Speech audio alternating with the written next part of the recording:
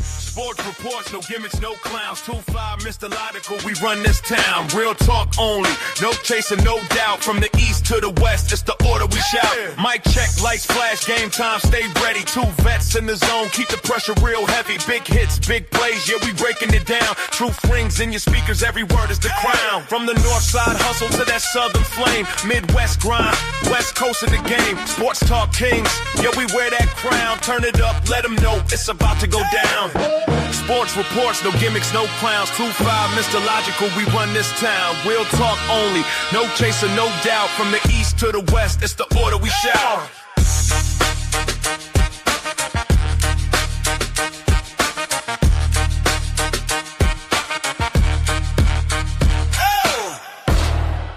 It's about to go down. Yes, you are now listening to the sounds of Sports Reports is Ordered. And I'm going to go ahead and apologize early because I know there's a lot of people out here that are so distraught that the Indiana Hoosiers are your national champion. We're going to get into that. We're going to talk about the NFL coaching carousel. We're going to talk about some NBA, go around the association. What's next for the Warriors, for example. He is Mr. Logical. I am 2-5. This is Sports Reports is Ordered. Like, review, subscribe, share, rate, do all the free things, do all the good things. Liquid Death in hand, just won this time, but we gonna jump right into it. Mr. Logical, last night the national championship was won. Somehow, this guy who took the Indiana job last year at his opening press conference told everybody, I win. Google me. And here he is in the winner's circle. What did you think of the game? What do you think of the chance? I thought it was a perfect game. Okay. Sometimes you have these games where it's just like that was a glaring mistake. I mean, the turnovers happen. You go for no fourth down. You don't miss field goals, whatever have you. But I think the game, I don't think any decisions were poor. I saw a clip I read something earlier where the wide receiver said on that interception that Carson Beck threw that he didn't know the ball was coming to him. Right. And we're going to talk about that in another playoff moment as well. But, they got the interception. I thought Mendoza played. I thought he hit, made big back shoulder throws in those moments. I thought the RPO game was top notch. I thought the run game was legit. So Miami, you saw a number one draft pick, huh? No. Because unless you're gonna bring that same kind of style to the Raiders or the Jets, whoever ends up at number one, I don't know what else he can do, but I just feel like in the moment wasn't too big. It felt like he was making plays. Miami's defensive line was chasing him all over the game, chasing him all over the field, especially in that first quarter. He was running for his life, but then I think he just kind of figured out, like, settle down. Sig Nasty probably was like, hey, listen, we win. Google us. And 16-0, undefeated champ, the third straight Big Ten national champion. So people are jumping off the rails saying the SEC is falling off. See what happens when everybody can pay players. Calm down. They still have 6 teams. Not just the Big Ten winning 3 straight national titles. The SEC hasn't had a team play in the title game. That's the other part of it. But they'll be fine because they're going to get 4 to 6 teams in every year because they're the SEC. And you could check out my article on authority.com, and that portfolio is the SEC down. But yeah, so no, the SEC isn't down.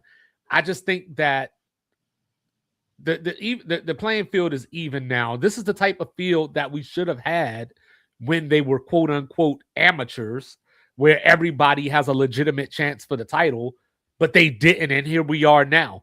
So as far as last night goes, I was scared for Indiana a couple of moments in this game, when going into halftime, it was one of those games where it's like, you're just letting Miami hang around. Miami couldn't score, but they weren't necessarily having trouble. What up, Rez? Moving the ball, from a just yard-to-yard standpoint. And as Rez will have there are some calls that he feels like win against Miami. You know, they weren't flagging Indiana for the pass interference and all that kind of stuff like that. But Miami was close, and I said, "Ooh, don't let Miami hang around," because you know my criticism of Miami and Cristobal is you don't want Miami to, or if you're Miami, you don't want them to jump in front of you because then he'll play conservative and allow you back into the game. So then when they were you don't believe in Jarrett Stidham, Chris, you stop that right now. So of course, like in the fourth quarter when Indiana was running out the clock, you know, they were supposed to be running this clock down, and then they got a false start on 2nd and 1. You know, they pick up the first down on that or in that particular portion of the drive. I think they run that clock down, even if they don't necessarily run it to 0.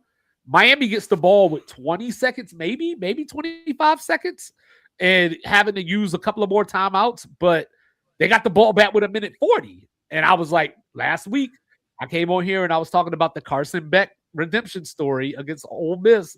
And it was like, oh my goodness, is this going to play out in a way where Carson Beck can just his name on the national title game and Georgia fans? But he wasn't playing. He wasn't playing well enough to then ascend to that moment. I think the Indiana defense, I won't say they had them figured out. I think they just had it all in front of them. And I think they contained it to the point where I felt as if it was going to be a turnover and downs in that final drive. I didn't think Miami was going to move the ball. I figured they were going to go for it on 4th down. They were going, and Indiana was going to get the stop, and that's how the game was going to end. I didn't think he was going to throw it. Well, Mark Fletcher finished with 112 yards, which sounds great in theory, but one of those was a 57-yard run. You know, and then the second touchdown that he scored, where they faked it to Tony out of the backfield and he went up the middle. Play call. That was a great play call. Shannon Dawson was in his bag. And that's where I was like, that's the Miami I know. Because even though I am a Florida State fan, I try to be as fair as I can be. So all year I've been talking about how this was Miami's potential. Miami was a national title contender and could make noise if they got into the playoff. So I didn't see anything last night that surprised me outside of the fact that Carson Beck, being the super senior that he is, because I think he turns 34 next week. You know, they went 3 for 11 on 3rd down. That's your game right there, because they kept giving, because when Indiana wasn't putting them away, they couldn't take advantage of it. And, you know, Indiana had that run game stuffed, you know, but to your point, you know, Ruben Bain, Akeem Mesidor, that defensive line is special. And both of them are gone from Miami next year. So we're going to see, you know, what they can do next year. But going forward, Mr. Logical, how should the college football world, being like the media, whoever, the execs, the aficionados, how should they feel about Indiana being the national champion?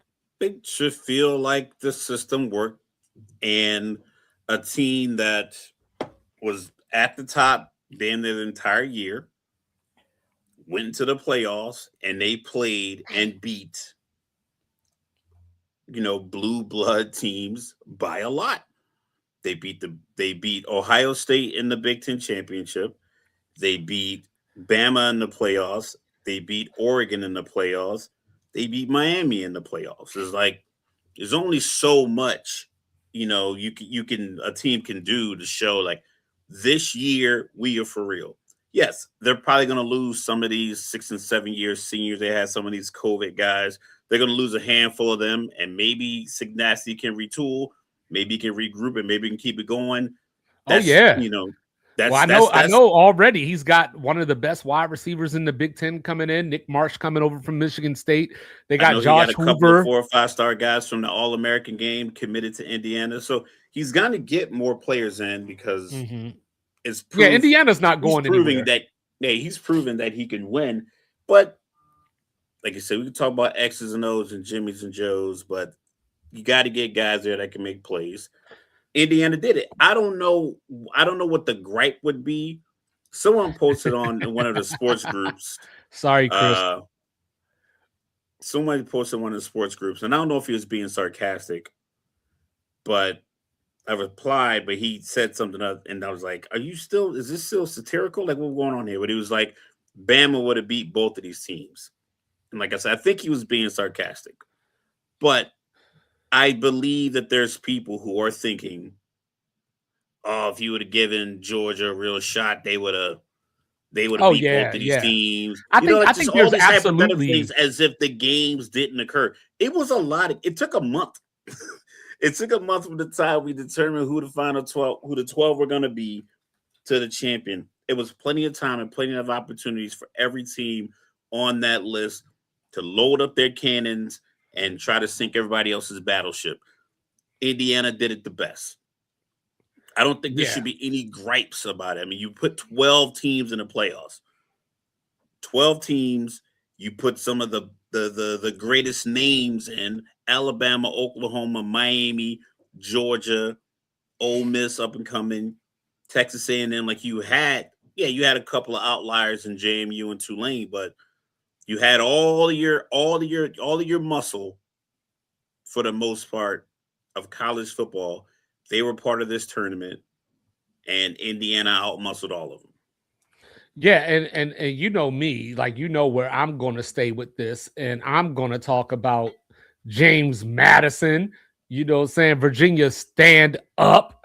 You know, saying as we, because as you look at this, Kalen Black, Tyreek Tucker, who didn't even have a star associated with his name coming out of high school, but he was all Big Ten this year.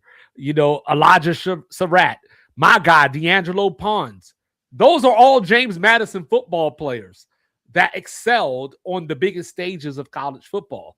So that's the type of stuff that makes me hungry for what college football is about. You get out what you put in. You could be rated whatever because you go to a top prep school in Ohio and you guys went 15-0, you won a state championship and you're the best wide receiver on that team.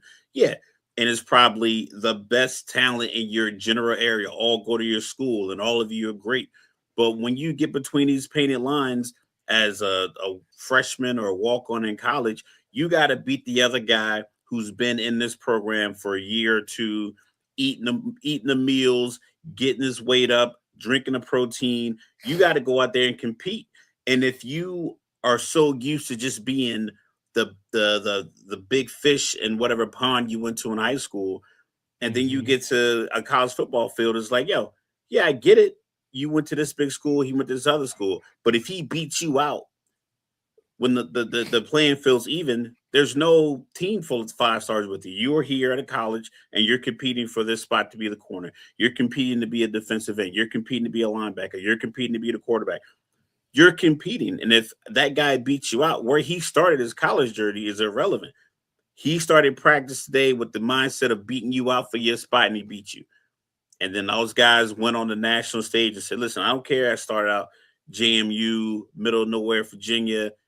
I'm in Miami right now, and I'm deflecting passes. I'm making tackles in the backfield. I'm intercepting passes to end games. That's all. I think that's all that matters. And I think people are just kind of just locked into this. They didn't come from a traditional powerhouse. They were terrible for so many years.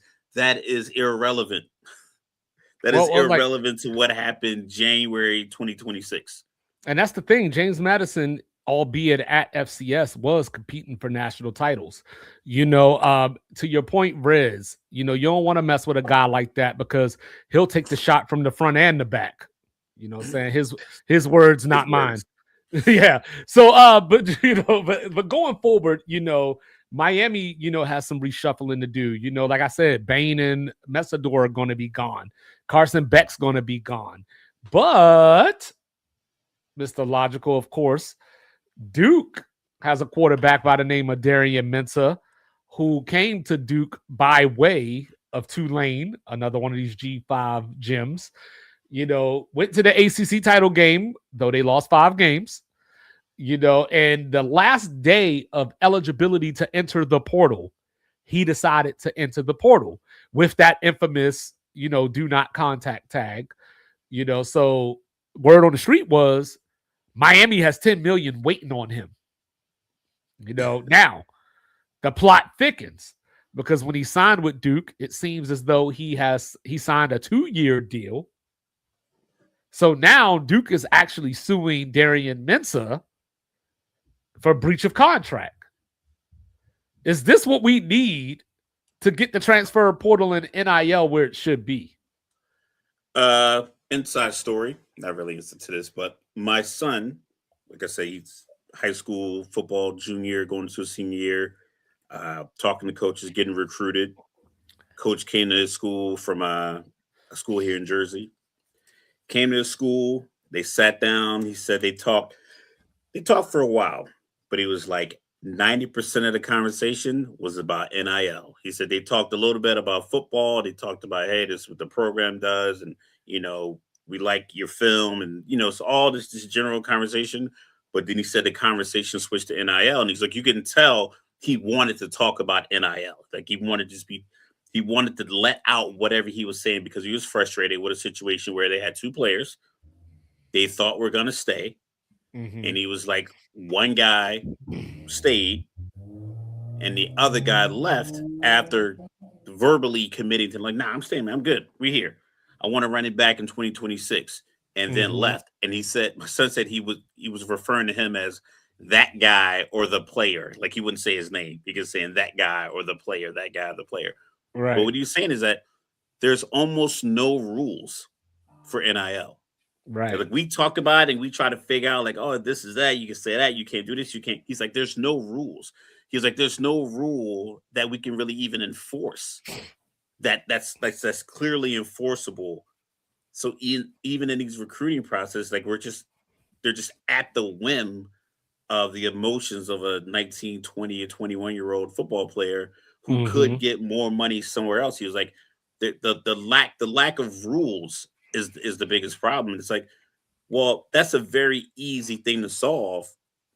You just take all the problems you're having, especially this year, as it's kind of drawn out. Like, this is the 3rd or 4th year of NIL, really, like maybe 5th year, give or take. Yeah, 2021, I believe, right after the COVID year. But now that it's gone on so many years and so much just nonsense is happening and none of it's being stopped, people are going further. Like we talked about with Jay Paterno. He was like, coaches are going to find a way around whatever rule you established to keep giving themselves the upper hand. But they have a situation where they haven't established any rules and it's coming to these complications. He's the second guy who's pretty much going to get sued in the last week. Mm-hmm. And follow up to that, Weapon X, as I like to call him, Damon Williams, decided to go back to Washington. So, that seems to be wrapped up. But I just don't understand, one, how you have $10 million to give to one player in college, and a quarterback at that, and this isn't like a Heisman winner, like if Fernando Mendoza was coming back next year and somebody threw some money at him, cool. But at this point, they're just desperate because since they were in the playoff, they couldn't necessarily recruit or go after some of these guys probably because they were game planning, focusing, so on and so forth. So now, Miami was going into the season with maybe Emory Williams as their quarterback, but now he left today. So now Miami's between a rock and a hard place. But before Miami think that Darian Mensah just belongs to them, I would say Darian Mensah needs to look at Tennessee too if he can get away with this. But I'm all for Duke. Stay at Duke. Like, you're already there. Like, you're already getting like I get it. If you go down to Florida, there's no state tax.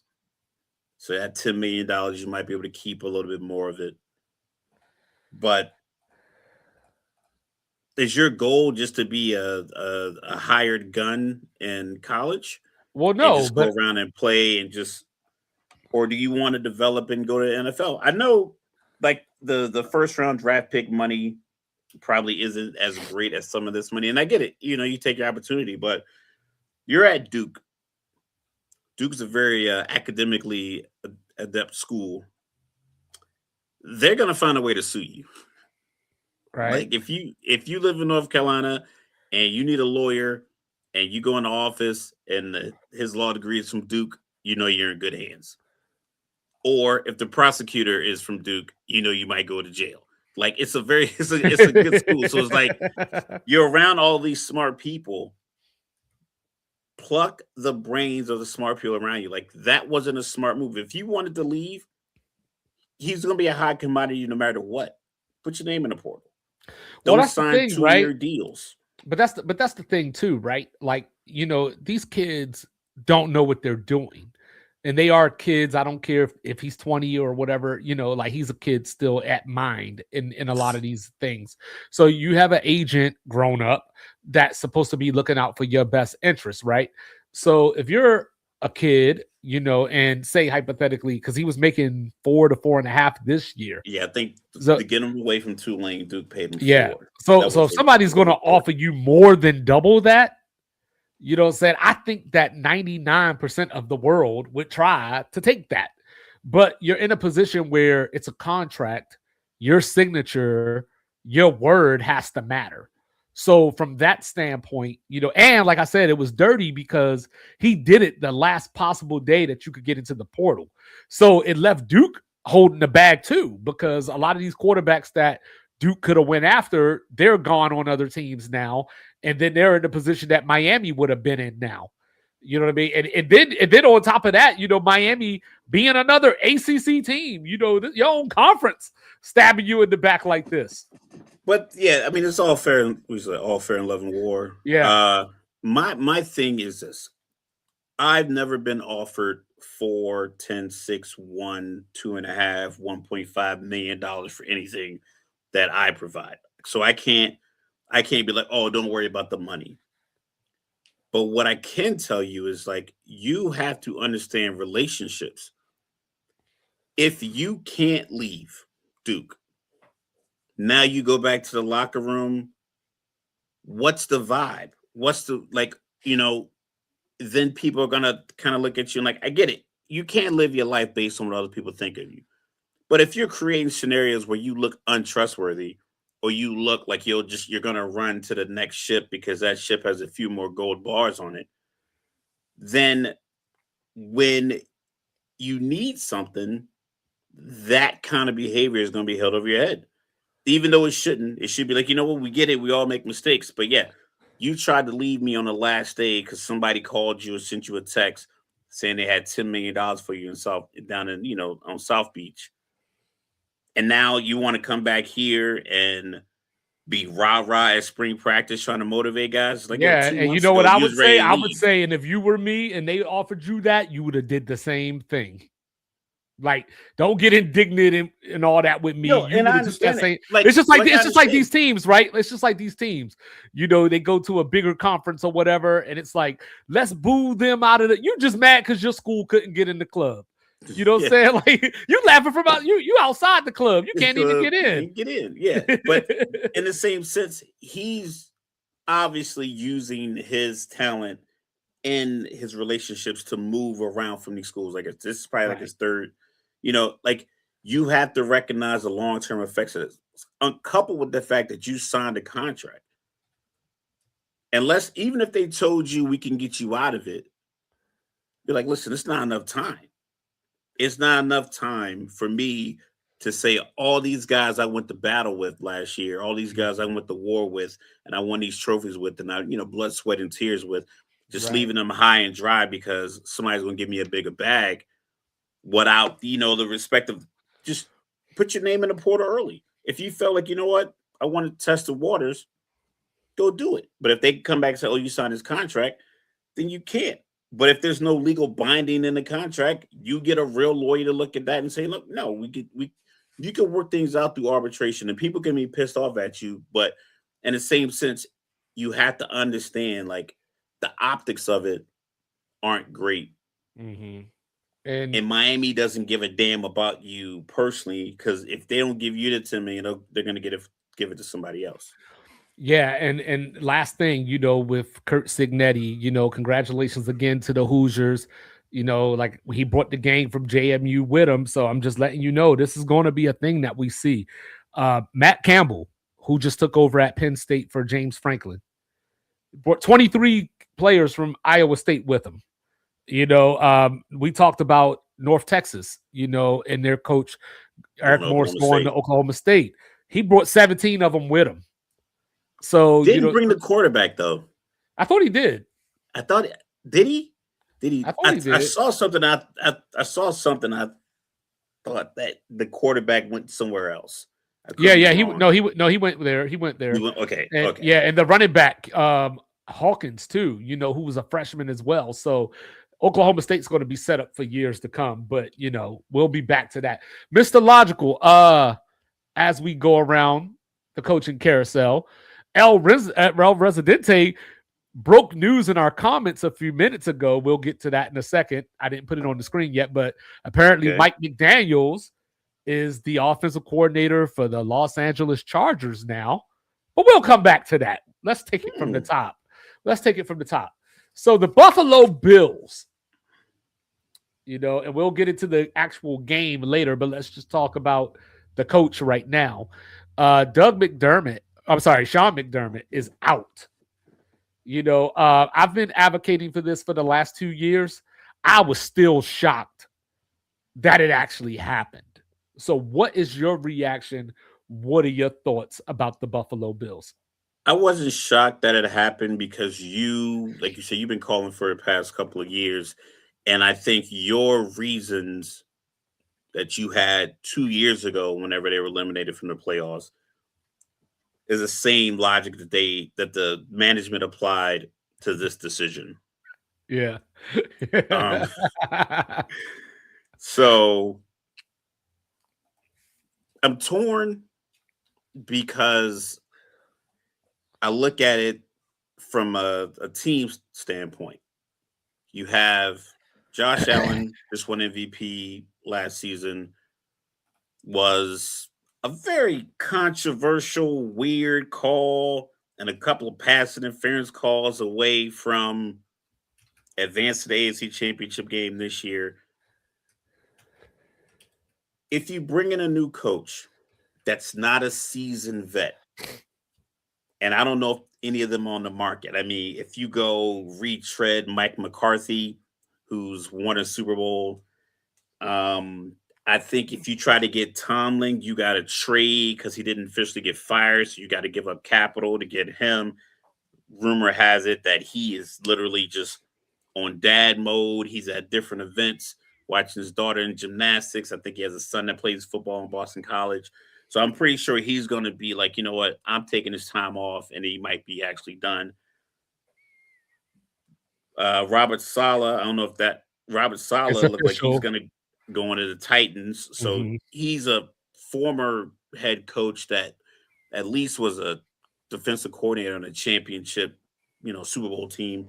So you got to get somebody like that in the building in order to match the urgency that your team has. I don't know if you can go get the passing game coordinator from the Rams, make him your head coach, and then still have Super Bowl or bust aspirations 2026, 2027. So that's my only confusion with get rid of McDermott. If they were in a position where the quarterback was going to be gone, or they're going to have to pay a lot of people to, like for instance, Atlanta has 2 or 3 guys on offense that are probably due contract extensions. They have a quarterback that's injured. They have, then they have another quarterback that's getting a lot of money. Deal got restructured. He might get released in March. So they have a lot of problems. So bringing in Stefanski to hopefully try to figure that out, it's one thing. There's no Super Bowl aspirations there because of all the discombobulation. I don't see the Buffalo Bills having that problem. I know Josh is paid. James Cook just got paid. You don't have any wide receivers that are going to command any of the top wide receiver $1. The tight ends are not, going to be paid that much money. I think Bosa was on a very friendly deal. Maybe Dawkins might be owed some money, but I mean that's not wide receiver, running back, quarterback money all due. So I don't know. I just don't know who you can bring in that's gonna be able to champion and carry this flag of Super Bowl or bust. Yeah, so right now, you got Brandon Cooks, Gabe Davis, DeMar Hamlin, Jordan Phillips, Jordan Poyer, Tre'Davious White. Those are your big free agents, but a lot of them you could probably do without anyway. You could do without, or you're going to give them a small percentage of your salary cap. You're not. Yeah. None of those guys are going to get 12 to 15 to 20% of your salary cap. Right. And as of right you could probably now, lock in 3 of those guys for under 20% of your salary cap. 3 or 4. And as of right now, Buffalo is 26th. That's 2-6, not 2-5. 26th in cap space right now. So, there's that. So when I think of the Buffalo Bills, right? I think they got to bring DeMar back, you would think, but we'll see. I think of the Chicago Bulls. I think of the late 80s, Doug Collins. Pretty damn good head coach. Was winning 50 games with them, getting them to the Eastern Conference Finals. They lost to the Pistons in back-to-back years. Doug Collins gets out the way, in comes Phil Jackson. The only problem with this scenario is there's no Phil Jackson out there. But then again, we didn't know Phil Jackson was going to be Phil Jackson. So basketball is a little different. No, it is. It is. It's less people to impact. I can make basketball adjustments. Could be you could have a coach that, for whatever reason, was playing Shaq at the 4. And then a new coach can come in and be like, yo, that dude's not a 4, he's a 5. And put him at the 5, and he goes from averaging 22 points to 32 points just off of a simple move like that. Football, it is so much going on and so many moving pieces. I'm gonna say this. I think next year they're gonna regret not having, one of the best coaches in their franchise at the helm. So like the other thing is, I think of 1990, Scott Norwood misses the field goal against the Giants. And that's just been Buffalo over the last 5 years at least, losing these games. The 13-second game. This game on that Brandon Cooks play that you couldn't even simulate again if I gave you 500 tries. But the thing about it happened in the New England versus Buffalo game this season, and they called it a catch for Buffalo. This one wasn't a catch. We'll get back. We'll get into that later. But an interception. The game against New England, Marcus Jones intercepted that ball. He took it away from Shakir, and they called it a catch. Mm-hmm. So then, Brandon Cooks, I don't know. I just, like I said, then they didn't even look at it. And that's another thing that was strange to me as well. So you got the 13-second game. You got this game. You got the game where I wanted him fired 2 years ago when Patrick Mahomes was playing his first road playoff game. Stephon Diggs drops that pass early in the fourth quarter that I think changed a lot of momentum in that game. You had home field, you had the snow, you had the lake effect. Joe Burrow and them came in there and kicked your shit in. You know what I mean? So like the thing about it is, as a head coach, right? A guy like Sean McVay, he's considered an offensive genius, Kyle Shanahan, so on and so forth. There's moments in games and even big games where you could point to that this was because of Sean McVay. This was because of Shanahan. This was because of Andy Reid. When you look at Sean McDermott, I think he is a really good head coach. So just because I wanted him gone does not mean that I think lowly of him. I just think that it was time to move on. He is a very good head coach, 98-50 record. But I can't explain, and he can't explain, 1-7 in road playoff games. Especially when you have a Josh Allen. You know what I mean? You can't explain that. 4 turnovers. I know. We'll get to that. We talking about the coach. Saying, I know, but we talking about the coach right now. We'll get to that. We talked about the same thing with Harbaugh. They asked Steve, but they didn't fire. But that's what I was telling you. Would Harbaugh be the coach if the kick went through? But that's what I was telling you pre-show. I think people are defaulting to he got fired because of this game. He didn't get fired because of this game. He got fired because we've had this expectation for X amount of right. And it seems like it's a longevity of mediocrity. Right. So now if you're Buffalo, everything has to be on the table, whether that is trying to trade and convince. I know. Who are you getting to replace? And that's the you problem. Getting that's going to because well, that's what I'm getting. You're gonna have to alter your aspirations then. But that's what I mean. Like the team aspirations don't make the team aspirations and team goals don't make sense with a rookie head coach. So the goals that they have as a team you can't have that list. You can't have the list of these goals and Super Bowl be at the top of that list while you going into the season with a rookie head coach. It just doesn't compute. It doesn't. But see, but that's what I'm getting to. It doesn't that's work in the NFL. So you got Bean, the GM, who I can't even tell you who his last good draft pick was. Like I thought Pro Bowler since 2018. Yeah, I thought Keon Coleman was a good pickup, but obviously that hasn't worked out so far. You know what I mean? But when you look at that, there was allegedly this meeting between the GM, him, who now is the head of football operations, and McDermott and some other leaders within the Buffalo Bills, where McDermott made that not that particular thing, but he told them we don't have the roster that we need to be the Super Bowl champions or whatever. And allegedly that rubbed people the wrong way. So here we are now. But also on top of that, that goes back into the problem. This guy that can't draft very well is now in charge of the head coaching search. So you just going to find yourself in a spiral, and that's where everything is on the table. You got to try to convince Mike Tomlin to come there if you can. You got to try to get Mike McCarthy, and that's still second place because they're going to end up with Brian Daboll or first time coach Joe Brady.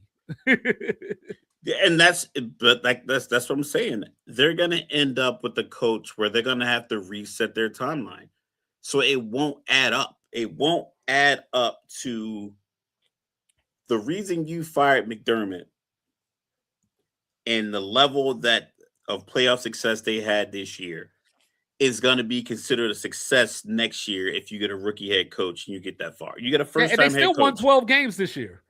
Yeah, so if they get a first-time head coach, New England does look like they're going to be a pretty solid team.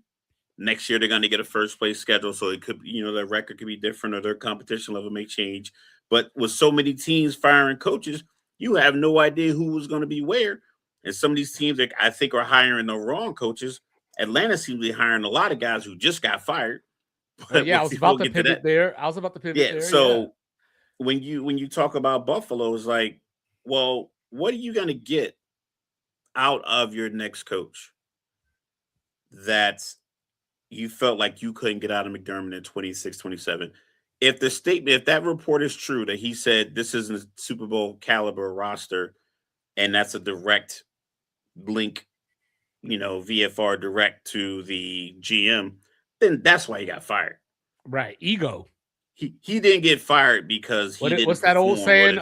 Pride cometh before the fall.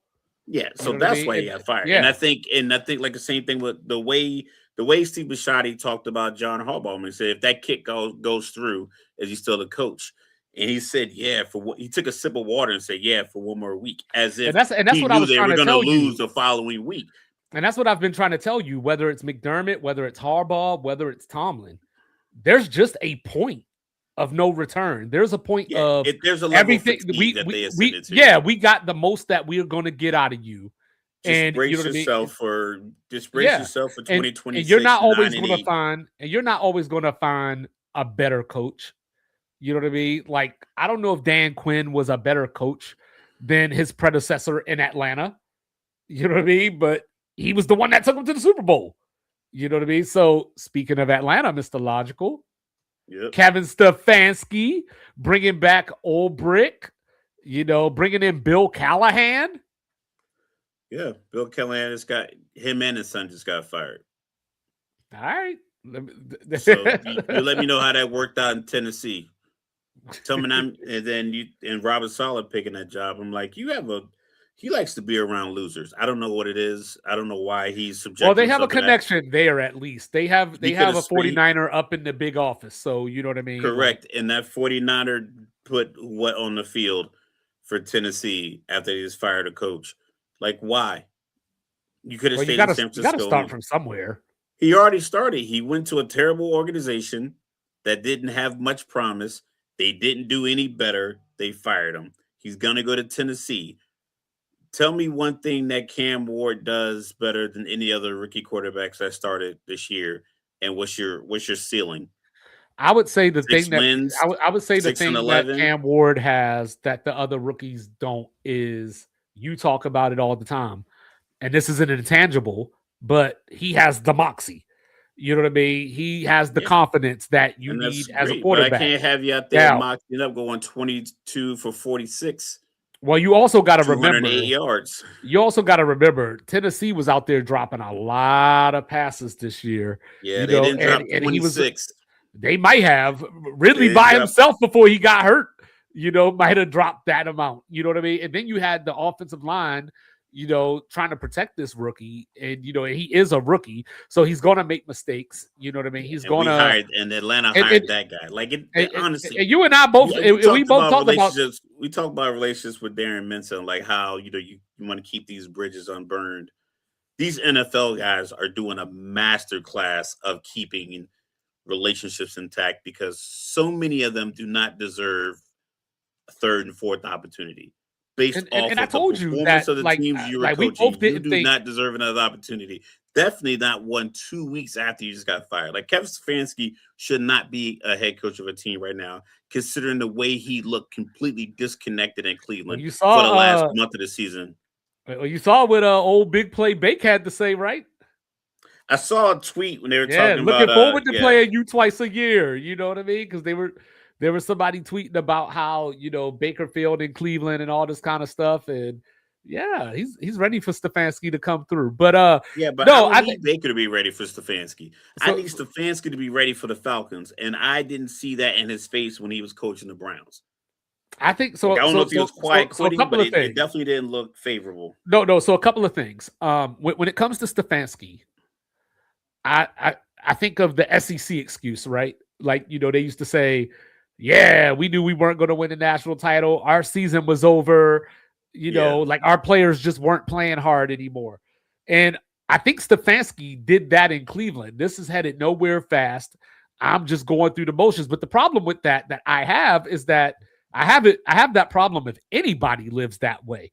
But you're the head coach. So why would that inspire me to hire you to think that you're going to turn around my lowly franchise? And even though, all truth be told, we talked about it, the Falcons were only a game away from making the playoffs. So it's not as if he's taking over Tennessee and it's like, hey, you go over here, build this up, rebuild your reputation or whatever. You're going to a team that was on the brink of the playoffs. And Matty Ice was the one that brought him in. Yeah. Like my guy. The relationships makes sense. And if you're going to keep Kirk Cousins, it makes sense. You know what? The same people that are happy with Kevin Stefanski being the Falcon head coach are the same people that got upset that Bronny got drafted. I don't know how to make that correlation. Because I'm upset with... we talked about relationships and we talked about who you know. Well, we talked about who got you through the door. His dad was on the team. I get that. If Kevin Stefanski's dad worked in the Atlanta front office, I'd understand why you had a job. But Stefanski is Matt Ryan's guy. They go back. And that's perfectly fine.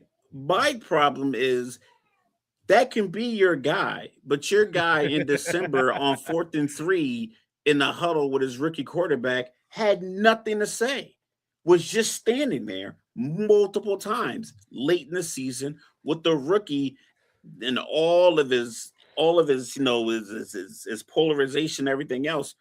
It just felt as if there wasn't a lot of connection to Stefanski and what was going on the field. And I get that, like, things have to change and, it could have just been the wrong spot, but it's like, I don't know how many people they interviewed. The interview process, because I follow a couple of the pages on social media, there was a few faces they pulled up. I think they interviewed Jeff Hafley. I think they did one with Harbaugh, but I believe it was over Zoom.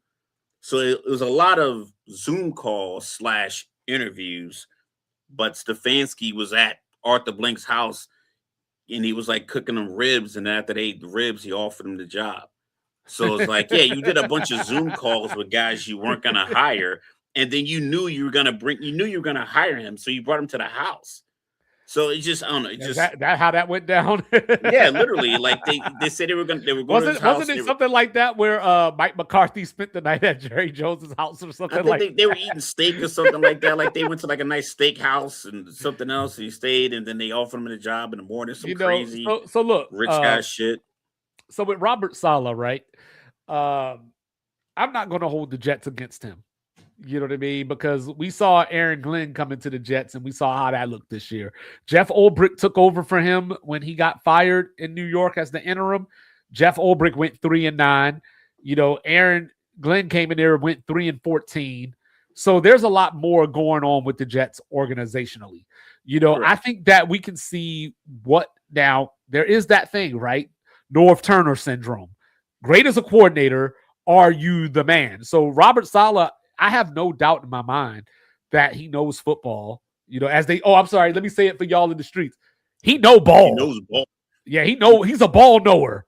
You know what I'm saying? But so he is definitely a ball knower, and he did wonders with that San Francisco defense this year, especially considering all the losses that they took this year, you know, player-wise. So I'm intrigued with the hire, but the problem that I have with Robert Saleh is, you know, the things that I think of when I think of great defensive coaches, right, is discipline. And you know, I think of lack of penalties and things like that. But that was the Achilles heel when he was a Jet. You know, they were undisciplined. They were one of the league leaders in penalties, you know, year over year. But it's so like, let's keep it. It's hard to really focus when you're losing and your offense. It is. And you're just out there and you're just going through the motions. And he had to deal with Zach Wilson. We're back out on the field again because they went 3 and out. We're back out on the field again because he threw a pick, and it's like it probably takes a toll on you just being out there throwing your body around, and they brought in. You have a half of your team that's completely underperforming. But Tennessee has two things that I like. You know, so they have the most cap space in the league. You know, and they have the GM. This was his first year. You know, he came over he was the assistant GM in Kansas City. So, you know, so from that standpoint, I like that fit. And now we'll get a chance, I think, to see if you are a good head coach or not. But we're also going to learn, Mr. Logical, is Jeff Hafley a good head coach? You know, because now he's the man down in Miami following their assistant GM from Green Bay to Miami. So, of course, he was a head coach at Boston College, 22-26 record at BC, quit as the head coach to accept the Packers defensive coordinator job. Last year, Packers top 5 in yards allowed, you know, top 5 total defense. And they fell this year. They got Michael Parsons. He got hurt. They fell back to the back once Michael Parsons got hurt. So, did Miami make a good hire? No, they didn't. But considering unless they're going to go into some kind of rebuild, but I don't know. I feel like you need a guy who's more locked in offensively. And I don't know who their offensive coordinator is going to be just yet. I'm pretty sure they're still looking. When you have a unique quarterback like Tua, it's not like he's a terrible quarterback. It's just he's limited, but he's also still good. He's an accurate quarterback, but he's limited. And once teams get a read on him, he's almost like a detriment to your team, which is a very strange position to be for a guy who's making over $200 million. It's like if you can take his first and second read away, he's not very fast, he's not big, he has a concussion history, so he's not going to run and take hits. So it's just you're just kind of limited. You know, like I said, I'll go back to Atlanta. You got a guy that had bad knees and couldn't get under center. Like this is the state of your affairs with this team. So unless they plan on moving off Tua's contract and somebody else wants to take on Tua, then you'll give him his rebuild opportunity. Because if you're looking at New England and Buffalo, they're going to be solid in your division for the next couple of years. Maybe Buffalo takes a step back, but they have Josh Allen. New England has their guy. They have their guy at head coach. Maybe, like, you know what? This is our fill it out year. what can we do? I think Tyreek Hill, once healthy, is probably a great trade piece. Maybe even call Kansas City, get maybe a third or fourth round pick for him. Some other team that wants to just be explosive, I'm pretty sure they can make a call and move Jalen Waddle. I don't know. Like I think you have some assets there that you could move around to get yourself back to a team that's doing a smart rebuild. But don't half-ass it. Like you got to get out of the Tua deal and you got to move a couple of pieces and bring in some ancillary pieces. So I'm gonna go out on a limb here, and I'm gonna call it a B- type hire. It's easy to look at his time at Boston College and say it wasn't impressive, and I was one of those guys, you know what I mean? But now that, we got this NIL thing going on, and we've been talking about Indiana earlier, looking at Boston College through that lens, that's not a team that's going to compete. I mean, they got Bill O'Brien at head coach right now, and he went 2-10 this year. Jeff Hafley ain't do that. Jeff Hafley came into the NFL, and he's been you ever look at somebody? Let me think about it this way. So when you're watching basketball, sometimes you see certain teams, even football, maybe you see a team and you go, they real mid, but you don't want to see them when the playoff starts. Like they have such good habits, or, the way that they run the ball effectively. They might not wow you, but they're built for January. That's kind of how I feel about Jeff Hafley. Like, I think he's an NFL coach. He was in college. I think it's going to be like the Arizona Rich Gannon. You get 2 years. Rich Gannon. What's his name? Jonathan Gannon. Jonathan Gannon. No, but that's what I think. Because I don't think the guys this that they're hiring first, to be head coaches. But this isn't his first thing. Hiring to be as a head coach in the NFL. Well, as a head coach, yes, but he's been around the NFL, even though he was Stefanski. Like he was the head coach at Boston College, but he's worked in the NFL at different points since 2012. He was the defensive coordinator for the Ohio State team that lost to Alabama in the national title game a couple years ago. So he's been around success, and if you listen to him talk, he is a football nerd. Saying down the thing is about Mike McDaniel. Well, that's what I was going to say. The thing about these football nerds is that when they're offensive side of the ball, people run with it. You know what I mean? People are like, oh, he's next. McVay, whatever. Zach Taylor, they're going to be next because they are geniuses, or they have this football knowledge that's centered on offense. With the defensive guys, we kind of go, he knows ball, but I'm not so sure. I'm not so much more offense or defense. I just look at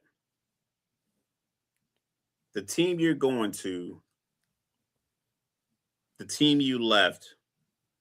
Like, do you have top tier,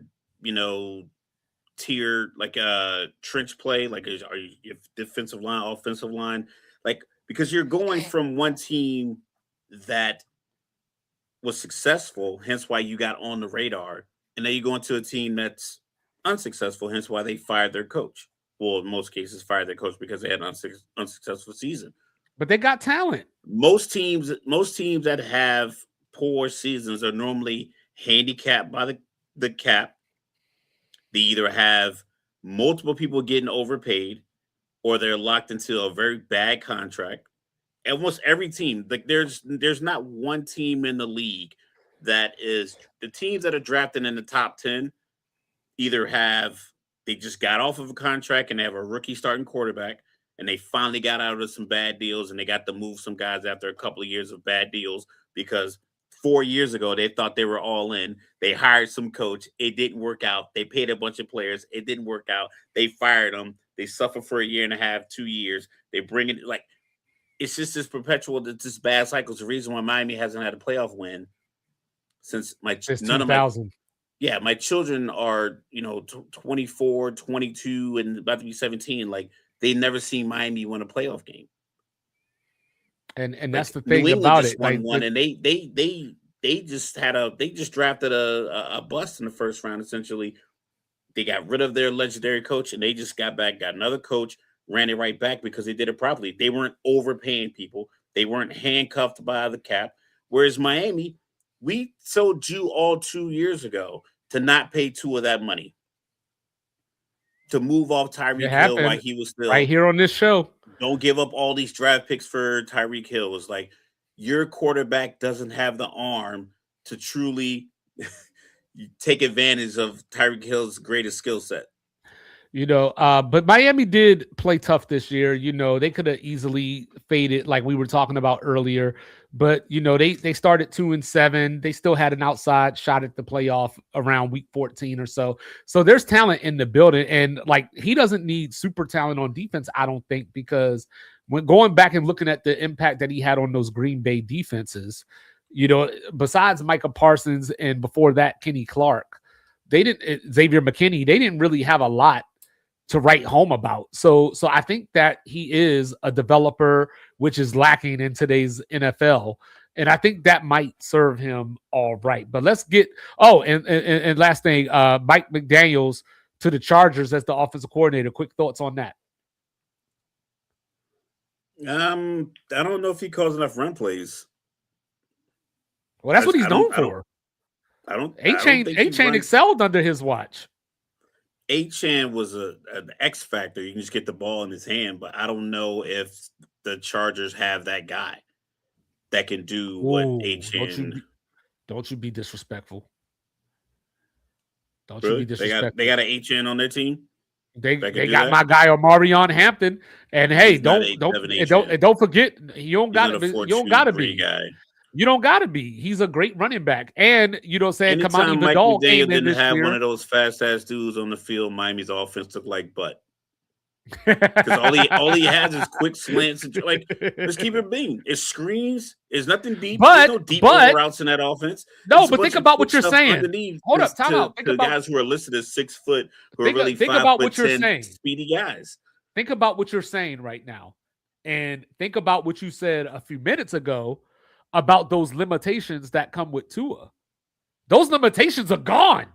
You know what I'm saying? Now, I ain't going to get on here and act like Justin Herbert is Joe Burrow or something, but those limitations are gone now. So you have an opportunity. But now you got these big wide receivers that are old and always hurt and can't catch. I just don't see it as a good idea. I don't. That's what the draft is for. That's what free agency is for. I think they got Lad McConkey. He just wanted to be in Los Angeles. I think he just wanted to be in a big city. Well, to satisfy his short dude kink, you know what I'm saying? They got Lad McConkey. You know what I'm saying? Quentin Johnson's still young. We'll see if they pay him. You know what I'm saying? They just drafted Trey out of Ole Miss last year. So, you know what I mean? So I think that Mike McDaniel can be a difference maker for them. We're just going to have to see, because now he has a quarterback that you don't have to take away 20% of the playbook for.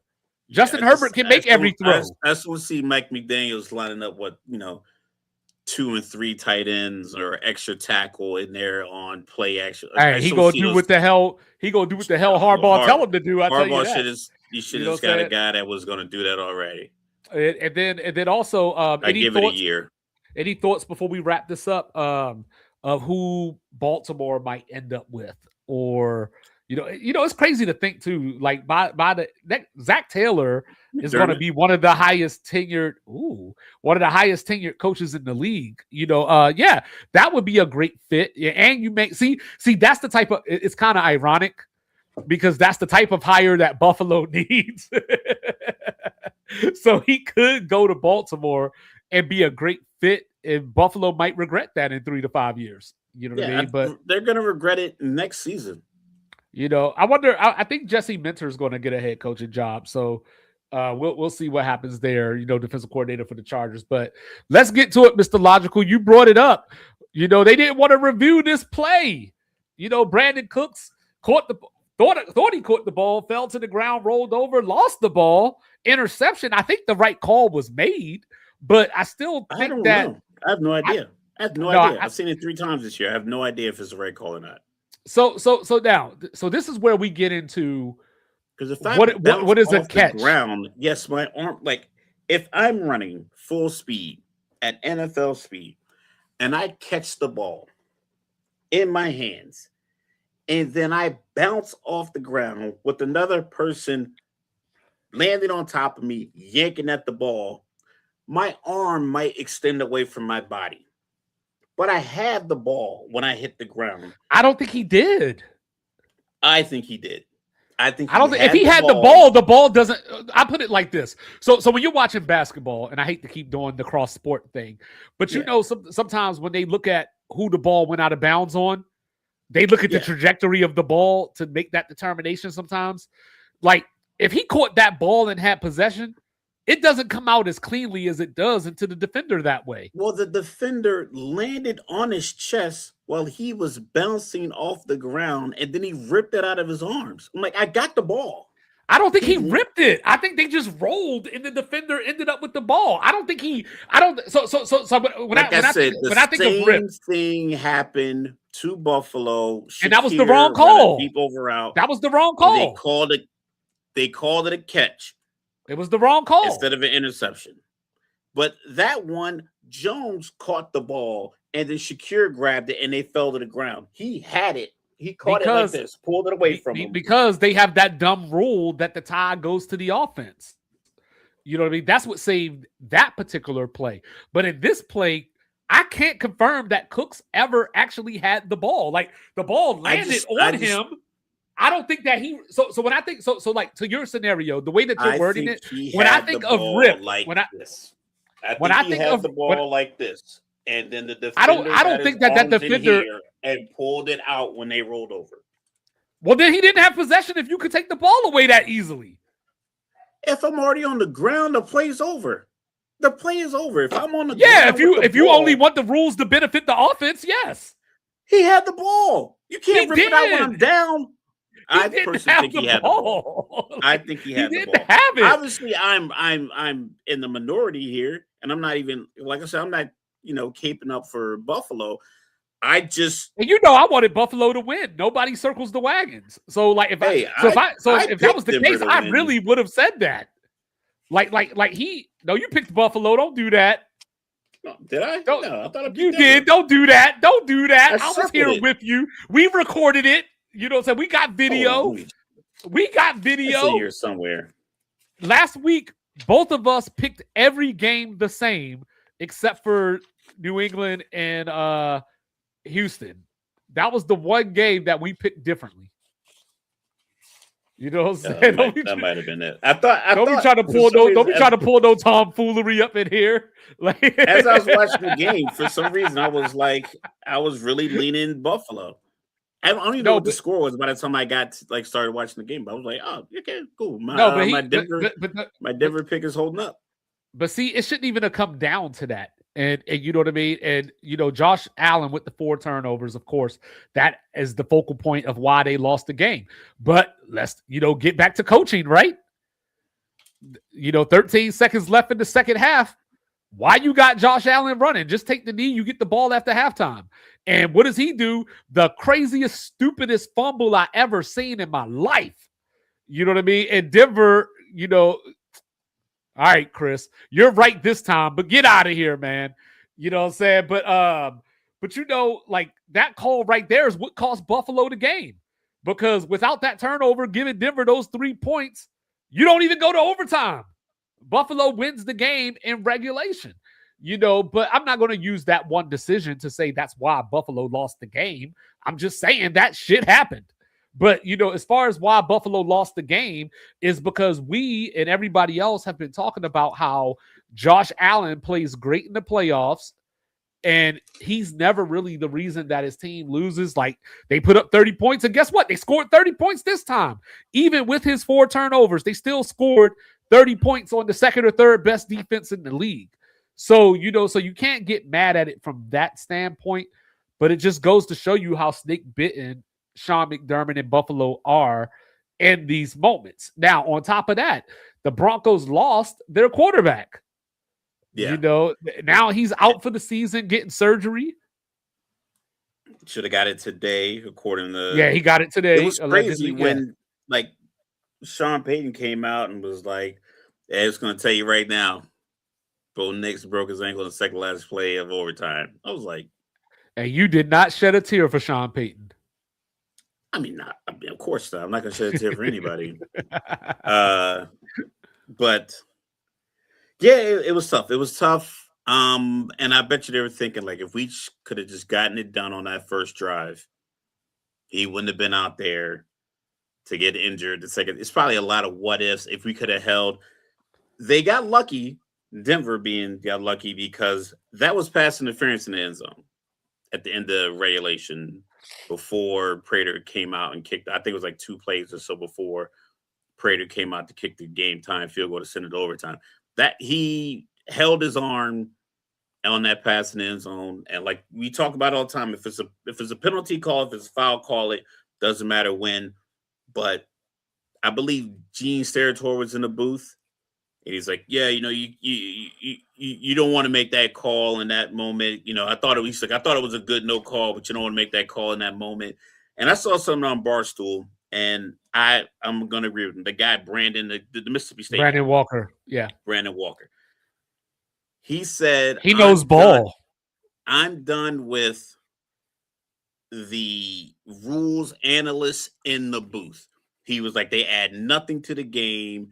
They're never going to go against the call. Half the time they're wrong. It was like, just leave them completely out of the game, because what he said was there was a lot of contact there, but you don't want to make that call. Like, he literally held his arm. It was a textbook pass interference call. And then they made 2 pass interference calls against Buffalo in overtime.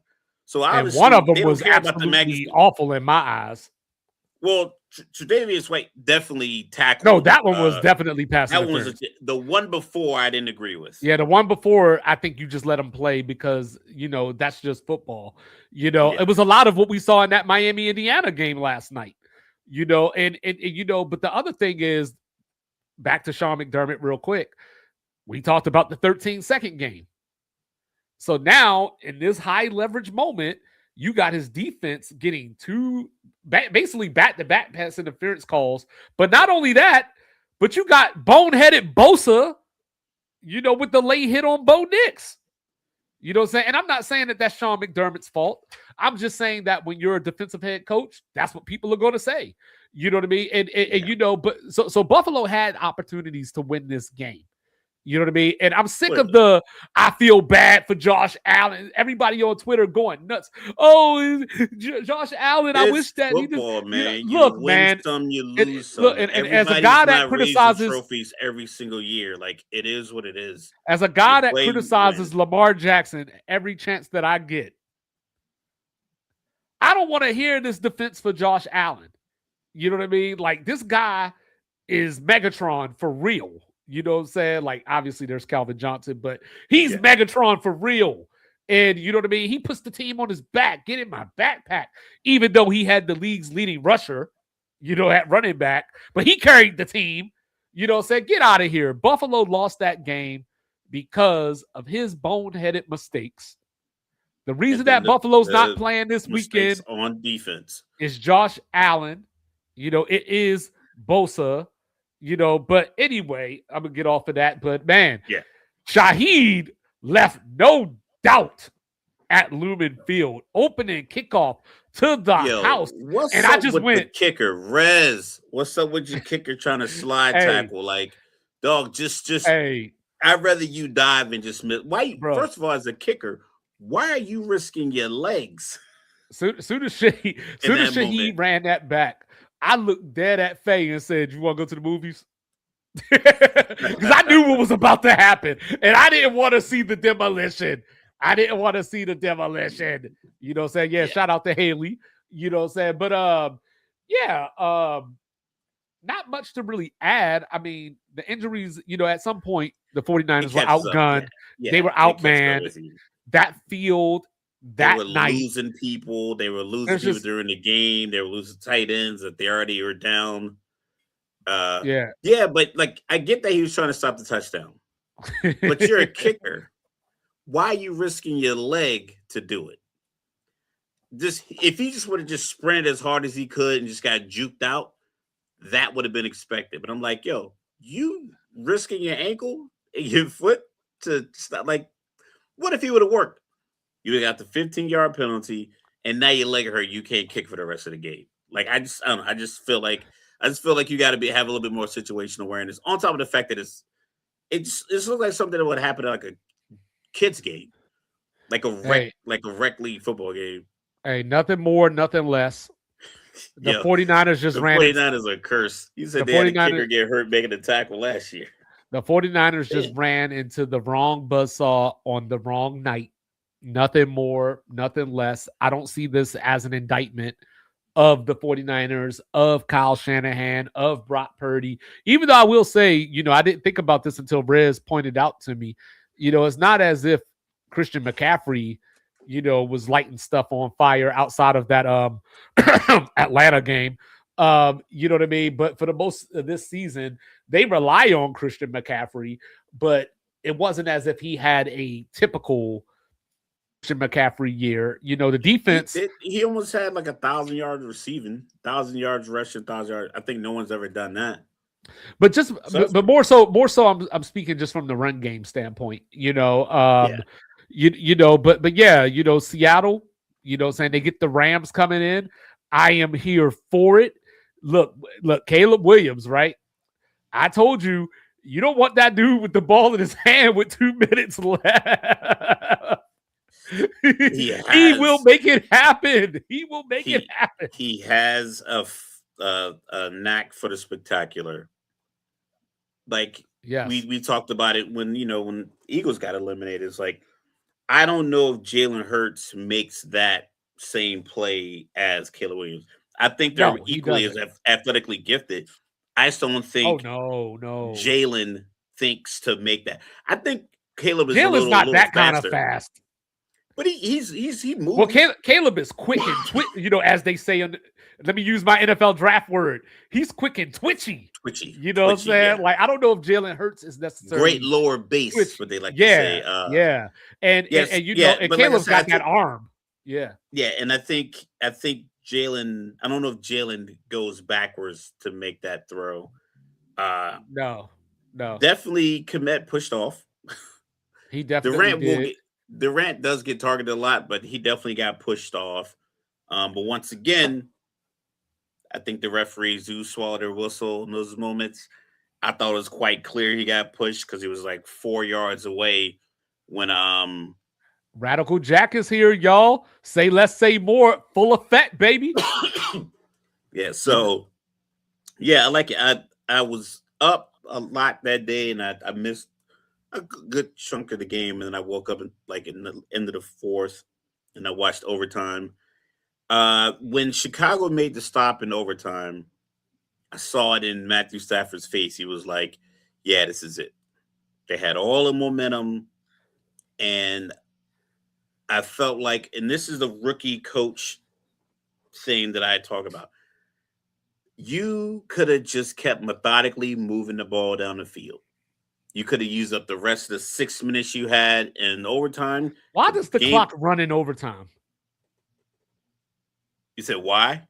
Yeah, so during the regular season, I get it because the game can end in a tie. The game is, in the regular season can still be a tie. We saw that Dallas and Green Bay. Why have a clock? But in the playoffs, why do you have a clock? Just play the downs and go. I think just for the structure of football.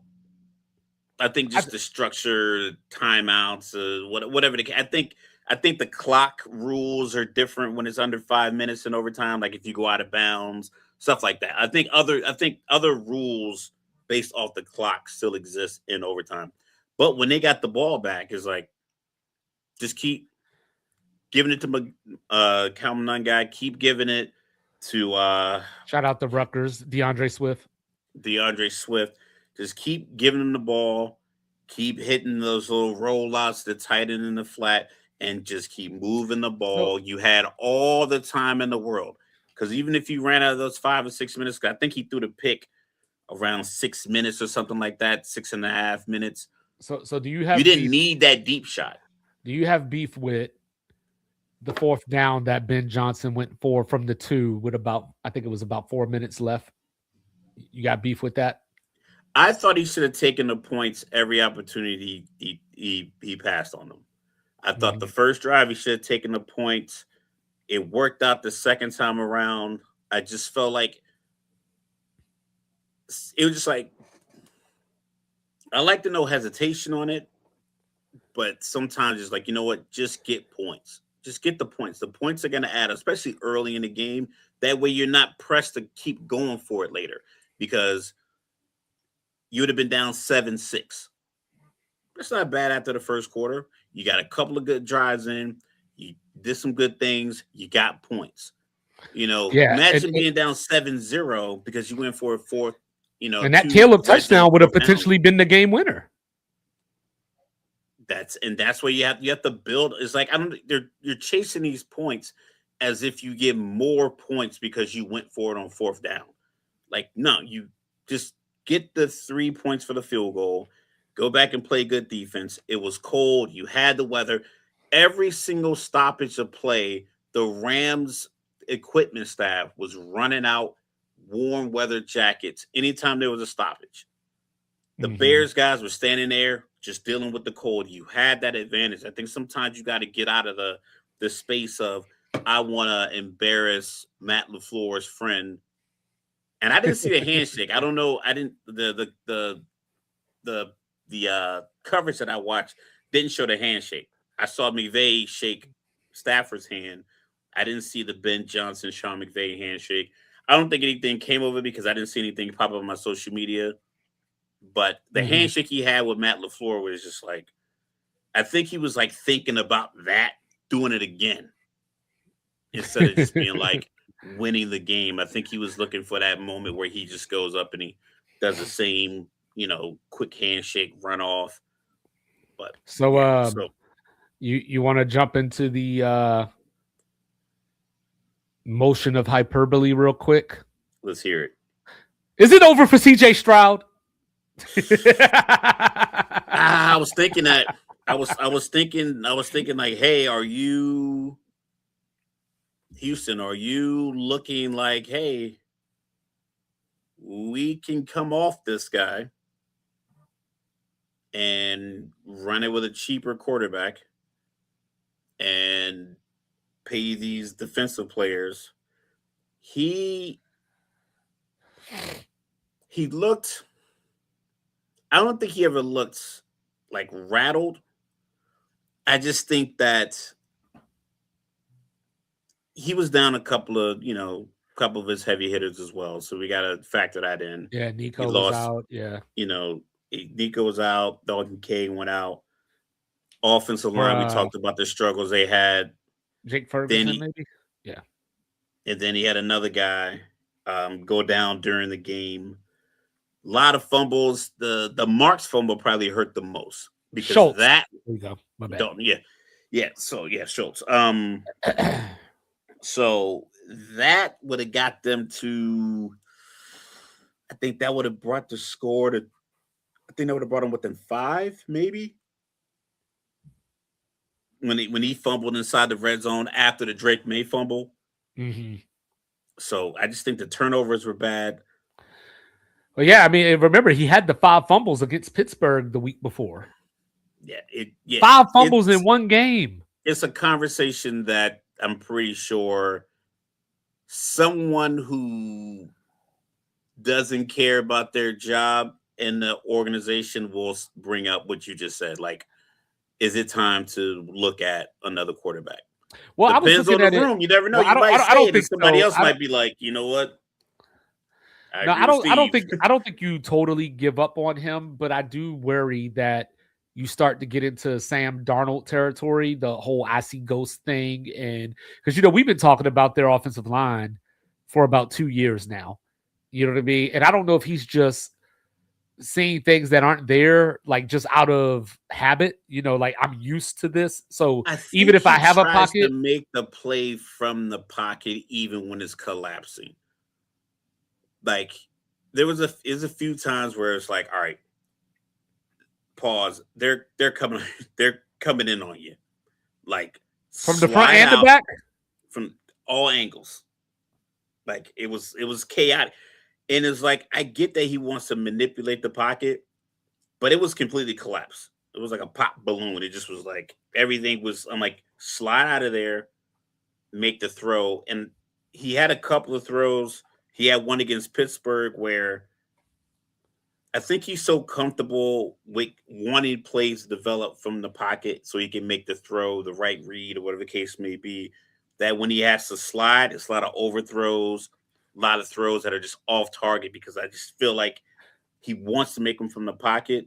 It's like, okay, you got to figure out how Yeah, to and do I don't both. think that weather helped either. We talked about that going into the Pittsburgh game, and then they actually had the snow this Yeah, they said the time. snow So, helped. They were talking about it. I think Troy Aikman was saying like the rain is worse for quarterback because you can't get the ball. But he's like in the right. snow, it's just cold. At least it's cold, but it's not like the ball isn't getting It isn't rain slipping wet. out your It's hands. not Yeah. slipping out your hand. Yeah. So he did a little better. But like I said, I just think sometimes So because he's not a runner, the pocket collapses before he gets out so of so there. do you think that he's actually regressing, or do you think that he just hasn't taken another step after that rookie year? Or I like think the if rookie you were year the was Texans, such an anomaly if you were that the Texans, would you be looking at him like to the point that you were talking about earlier? If it was Mr. Logical's team, you know what I'm saying, would you be looking at it the way that I kind of look at Bryce Young? uh Where it's like, I don't know if I want to give you all this money. I can't give you this money, but I don't necessarily think that you're finished as a product per se. Like, is he in franchise tag mode, I guess? if I'm not giving him the Tua deal. I'm like he's not getting the Tua Purdy the 50 million for. I think these guys are signing 5-year deals, pretty much 50 per. I don't think he's in that space because that's just so much of your salary cap expended on a guy who hasn't shown that he's a force multiplier. Is he a good quarterback? Yes. The problem is the price tag per all these negotiations have come through the wickets. You have to evaluate him against that, not And a him better against run his game potential. goes a long way too. Like, I do like Yeah, Woody Marks, but you know what I mean. Still need to see a little more. And like I said, that could be due to that offensive line that we're talking about as well. yeah, but So, the 5 fumbles wasn't because because they remember, they weren't running did the give ball up well. Laramie Tunsil to start this year. Laramie Tunsil's been No, I traded for know, I more know, first round but assets I than just think anybody. that Like it seems like every time he gets traded, it's like a haul. It's like how come no one wants to keep him, but yet people want to give up so much stuff to have him? It's a very strange like careers have. I don't But know. yeah, I think with CJ, you because of the You price know how those tag, old white men are about weed. they own the companies. You have to evaluate him against the price tag. I know it's probably not fair, but it's just reality of the NFL climate when it comes to that Yeah. particular position. You can't So evaluate I him on his know. own growth. You just got to evaluate, like, listen, is this guy $50 million for the next 5-year guy? So I know we aren't doing picks tonight, but are you just counting Denver totally out? I mean, I would have to say yes. I don't really have any evidence that says Jared Stidham is ready for AFC Championship game. I think the perk is that it's at home. Hey, he was the number one quarterback coming out of high school and was ranked higher than Jawan Jennings. Yeah, I was thinking about that as I was saying I don't have any proof. Him being the team being at home, not having to travel, having that advantage of being a mile high, I think that could help. Like obviously we'll have to break down who else is injured for New England, who else can Yeah, go, that who place is can't, going to whatever the be case. rabid, and you are Drake May in your first road playoff game too, and it's the Yeah. championship game. So if for Stidham to have like a great game, it's going to require a couple of just bad mistakes. And I don't Hey, think Drake May in New England really do that. I think they keep it very simple. It's, he it's might not just have very to be Trent complex. Dilfer. Yeah, like they don't yeah, it's gonna be tough. I know Sean Payton's giving him the vote of confidence, and he's been really just like, oh yeah, Stiddy's ready. Get calling him by his nickname and stuff like that. But if he Yeah, was ready, he would have beat out Bo Nix last year because he was mad that he didn't. So we'll see.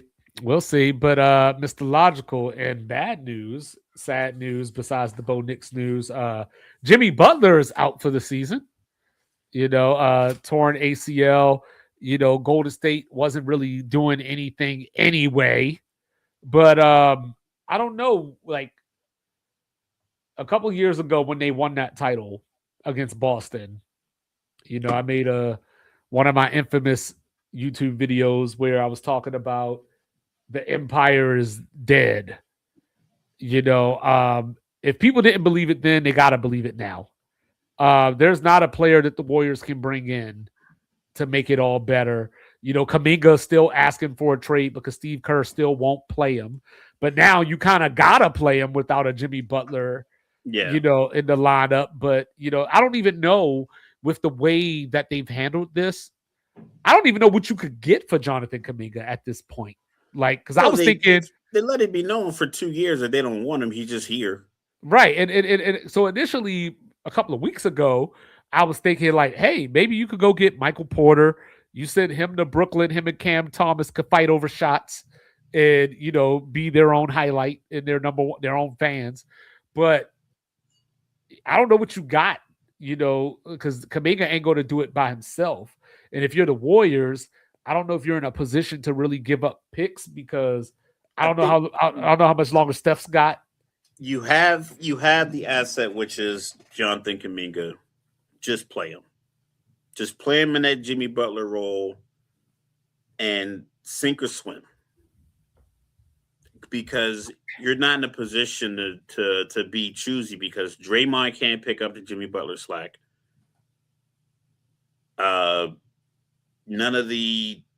no other guy that can really handle the ball that can do it. Gary Payton II can't do what Jimmy Butler did. So the guy, if you have Kuminga and he's healthy and he's ready to go, put him in that role, give him the Jimmy Butler minutes, give him, somewhat of a green light, and let him and Steph go cook as much as you can. Because at a certain point, everybody can't have championship rosters, considering that only a single team wins the championship.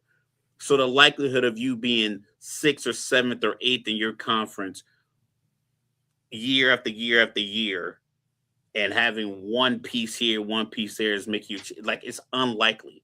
And they're 8th right now. It's not logically the case. So it's like your 8th play just to be 7th, to maybe get the 6th, and then hopefully just play good basketball that's entertaining. Well, that's what I'm afraid of. I'm afraid that Steph might be joining Jimmy Butler by the time this year is over because all I see in his future is that 2012 Kobe where, Howard had the back or Steve Nash had the back problem. Dwight Howard wasn't necessarily playing the best and Kobe had to put up all those 40-point games just to get them in as the 8th seed. You know what I'm saying? But Steph's old too. You know what I mean? Like he's older than Kobe was at that point. So I don't know how this is going to end. That's the thing is like, I think a lot of these NBA teams operate as if there's another deck of cards that they're going to get dealt at the trade deadline. So you got your cards last summer when you made your moves. You signed everybody you can sign. You hired your coaches. You fired some coaches. You hired some trainers. You fired some trainers. You got your chefs in the building. Your private planes. You got everything you got, and you are still 25-19. Some other teams are 19-23. You got your new stadium. This is what you have. This is the reality of your existence. You're not more than your record. You are what your record says you are. Just continue to play basketball with the guys that you currently have on rosters. Stop looking around to see who wants to get rid of their guy when you have a guy you've been trying to get rid of where you could just play him. All right. What's the point of paying 15 guys to sit on the bench and you're only playing 7 of them? All right. I got a number for you. And I want you to tell me what this number is. The number is 716. 716. Just take a wild stab. Just take a wild stab at it. How many millions of dollars the roster is getting paid? No, that's how many points Kevin Durant is away from passing Michael Jordan as of this moment that we're having this conversation. He passed Dirk in his previous game. You know, he's 6th all time now. You know, MJ. Look, I know that records are meant to be broken. I know that these things happen, but never in my wildest dreams did I ever think Michael Jordan was going to fall out of the top 5 in all-time scoring. That's nuts to think about. Yeah. I mean, granted, he took some time off, of course, but you know. Yeah, but I just don't want people to be out here trying to make arguments like, see, he's not the GOAT. He's not even top 3 in scoring. Like, yeah, other people kept playing basketball. He stopped. As of right now, this game, he stopped and he went to NASCAR. Yeah, they're getting dragged by the Rockets right now, but you know, he has 16 points, so 715 points away. We were talking about last season because you know the 76ers had the year from hell. You know, Embiid was hurt, you know, Maxey was out for the season, and then up upon the scene, this rookie out of Duke, Jarrett McCain, came onto the scene, was putting up 30-point games, and I look up Jarrett McCain in the G League. You know, and the Sixers are climbing in the East. You know, yeah, the Sixers are climbing in the East. You know, the East is a wild conference this year. You got the Knicks currently on lost 9 of their last 11. You know, the Cavs have been hurt most of the year and aren't really living up to expectation. Orlando just got Franz Wagner back. Mr. Logical, the Pistons might actually win this thing. Yeah, I mean, it's pretty simple. They're 31-10, and they seem to be the most consistent team. They seem to have players in position that are, you know, bigger players. You have Durant, and then you have Cunningham. You got a big guard who seems to be putting it all together. It could be a clash of, like, you know, Oklahoma City versus Detroit for the NBA championship. The ratings are going to go bananas. Please let it happen. The ratings are going to be through the roof when that happens. 2 Midwestern teams that no one ever visits those cities. Like, it's going to be great. It's going to be great. It's going to be a great argument when people say no one wants to see that. Well, then the other teams got to win their games. It's that simple, man. You got to win. If you're healthy and you win games, you're going to move up in the standings. But if players get hurt or draft picks don't work out, it just doesn't work out. It's not. You know, it's not a selection committee. We can't just get Knicks versus Lakers just because we want a New York, LA NBA finals. Like, it has to be earned by both teams. And other teams want those spots too. 20 teams make the playoffs. So it's like a lot of people get an opportunity to make their mark on the NBA playoffs. It just, if the guys come back healthy, like, you know, Cleveland has the firepower. I think they have the 3-headed monster with a great supporting class. They just have to stay healthy between Garland, Donovan Mitchell, and Evan Mobley. If they can stay healthy, I think their ancillary pieces are fit perfectly. It's just a matter of everybody's has to be available, because even their ancillary pieces are like missing 2-3 weeks at a time with different injuries. So it's like, yeah. Shout out to Jalen Tyson with the 39 the other night. But Mr. Logical, who am I? All NBA fans that are mad LeBron isn't starting in the NBA All-Star game. No, we'll get to that. Oh. No, I am Giannis booing back at the crowd in Milwaukee. He gets the and one because they were booing in the first half. He gets the and one and he just boos and looks at the crowd and he's, you know what I'm saying? Like, just get it out of here. But speaking of LeBron, you mentioned it. This new USA versus the world format, you know, LeBron is not a starter for the first time in the All-Star game since 2004, the end of an era. Like, I know he's still playing well. I know he's still putting up numbers, but we might just be headed towards that sunset. Well, I mean, it's inevitable. He's our age. These are retirement certificates I got back here. Like, it's time. And he plays a way more physical, you know, career than I had. We had our time, but it's like, these things are growing out of your face. Your kids are in college. Your kids are in the NBA. It's the clock's ticking. He's still playing at a, you know, obviously an all-star level because he's just that good at basketball. But it's inevitable that, you know, a guy like Jaylen Brown, who's probably 12 years younger than LeBron, is going to play better night in and night out. Jalen Brunson, Cade Cunningham, these guys are going to play better than him night in and night out in a young man's game because they are 16, 15, 16 years younger than him. Right. And they're getting the same treatment that he was getting when he was their age, where they're the man in their team. They're getting all the points. They are the number one option. LeBron is the number one option right now because he has another young guy on his team named Luka, who's averaging 33 points, 8 assists, or 9 assists and 8 rebounds. So it's like, naturally, I think I don't know if he minds. Like I said, I never had that level of attention, so I don't know if it really truly bothers him or if it's like, I'm LeBron James. I've literally made my whole life off of basketball. One of the most famous people in the world. I don't need to be an all-star starter in 2026 to validate that, considering I got drafted in 2003. But maybe he does. Well, I can't talk about LeBron without bringing up the fact that Austin Reeves' agent had to go confront Rich Paul because of some comments he made. Yo, I love our podcast and I love some other ones that I watch, but some of these guys, you got enough money. You have enough influence. You don't need to talk to me. Rich Paul, I don't need to be your audience. You sit down with billionaire team owners on a regular basis. Hey, Rich Why Paul. do you just sit down with Max Kellerman and have a podcast talking about these? Like, that's not your space. Like, you don't need me to be your audience. You don't need another audience. Like I talked about the whole attention thing. Like, you don't need that. God damn it, you're dating Adele. Why are you out here working with Max Kellerman? You think I'm spending my time working a job when I'm hooked to a guy who's worth $1 billion? I have multiple clients who have multiple $200 million plus contracts. You think I'm gonna sit in this dark room with a microphone? Mike, I love working this podcast with you, but if I was my son's agent and some school was paying him $10 million and I was getting 10% of that, you think I'd be sitting in this room right now doing a podcast? No, but why we at it 100 times more than that? Like, why are you here? Like, why we at it, Rich Paul?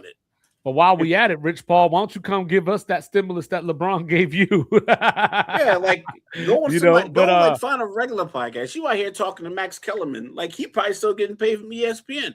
What are y'all doing? But this goes back to that thing. It gives the LeBron haters some more ammunition because they're always saying how he's involved in the team's moves and all this. And Rich Paul gets out there saying that the Lakers should trade Austin Reeves. People are going to associate that with LeBron, whether it's right or wrong. You know what I mean?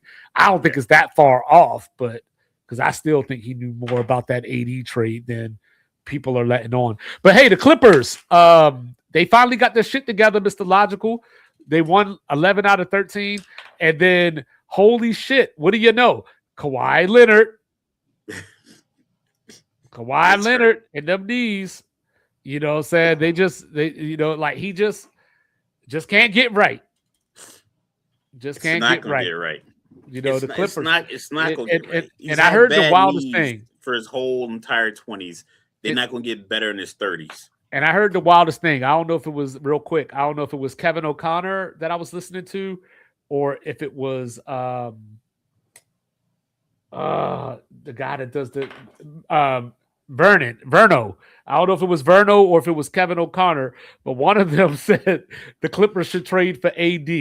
Look, man, just shut it down. So shut down the Clippers, shut down AD. We will be back on Friday. Picks and more picks. We got the conference championship games on Sunday. We got more NBA for you. Maybe even a college football story or two. We'll get back into it. And watch out for them Kentucky Wildcats. They starting to believe, y'all. Sports Reports Assorted. He is the world famous, world renowned, cool, calm, and collected. Born in Texas, raised in Virginia, representing everything New Jerusalem. He even had a banner up talking about Seton Hall is top 25. He is Mr. Logical. And then, of course, down here in the Alamo, about to go to this UTSA gym that's about the size of my living room this weekend. Because I'm representing the 210. You know what I'm saying? 2-5, unorthodox statistician, believes in Joe Hendry.